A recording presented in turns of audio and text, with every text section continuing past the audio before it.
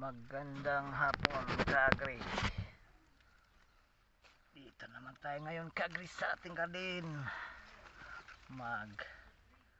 Pangalawang pitas tayo ka-agri sa ating kamatis ka-agri. Ito ka-agri oh. Dami ka-agri sa kilid ka-agri oh. Ating kamatis ka-agri. Dalawang harvest na ito, pangalawa. Siguro madami ito ngayon ka-agri. Daming mga pula-pula na ka-agri oh. Sarap ka-agri pag mag-harvest na tayo ka-agri. Ka-agri oh. Yay. Grabe ka-agri ang ano ka-agri oh. Size ka-agri oh. Super quality ka-agri, good quality. Good quality ang ating harvest ka-agri oh. Basta alagaan natin ang mais ka-agri. Pag ibenta mo ka-agri ito, mas ganda ka-agri kasi malaki.